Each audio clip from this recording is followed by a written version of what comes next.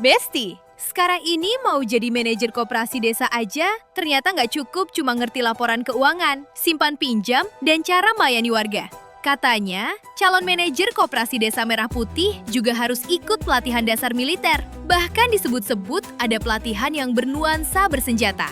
Lah, ini mau ngurus koperasi atau mau masuk bara komando? Publik pun langsung geleng-geleng kepala. Karena secara logika sederhana, koperasi desa itu kan urusannya ekonomi rakyat, ngurus anggota, modal usaha, sembako, pupuk, UMKM, laporan kas, dan pelayanan masyarakat. Tapi kok calon manajernya malah dibawa ke pelatihan militer? Apalagi kalau pesertanya ada para calon ibu manajer. Bayangin, ibu-ibu yang harusnya dilatih soal tata kelola koperasi, manajemen stok, pembukuan, digitalisasi, dan pelayanan warga, malah ikut kegiatan yang nuansanya fisik dan militeristik. Ya ampun, ini koperasi apa kompi cadangan? Memang pemerintah menjelaskan pelatihan dasar militer ini bagian dari pembentukan disiplin, mental, dan karakter. Bahkan diberitakan puluhan ribu calon manajer Kopdes Merah Putih ikut Latsar Milkomcat sebelum masuk pelatihan manajerial. Tapi tetap saja, publik berhak bertanya, apakah ini relevan?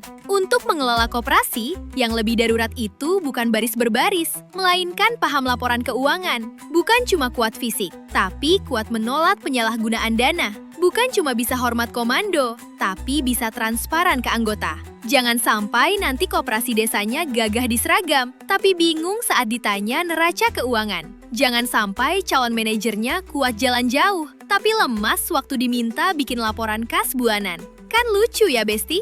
Yang lebih bikin publik khawatir, program seperti ini jangan sampai terlihat tidak nyambung dengan kebutuhan desa. Desa butuh penggerak ekonomi, bukan sekedar peserta pelatihan yang dibentuk dengan gaya terlalu keras. Apalagi kalau ada peserta perempuan atau ibu-ibu yang mungkin punya kondisi fisik berbeda-beda. Harusnya pendekatannya proporsional, manusiawi, dan sesuai kebutuhan jabatan. Kalau memang tujuannya membangun karakter, bisa kok lewat pelatihan kepemimpinan, anti korupsi, pelayanan publik, manajemen konflik, dan etika pengelolaan uang rakyat. Itu jauh lebih kena untuk calon manajer koperasi. Karena koperasi ini menyangkut uang warga, harapan desa, dan ekonomi masyarakat kecil. Jadi yang paling penting adalah integritas, kemampuan administrasi, dan keberpihakan pada anggota. Bukan sekedar kuat fisik atau tahan panas di lapangan. Sekali lagi, disiplin boleh, nasionalisme boleh, tapi jangan sampai substansi koperasinya malah tenggelam. Calon manajer koperasi harus dilatih jadi pengelola yang cerdas, jujur, dan paham ekonomi desa.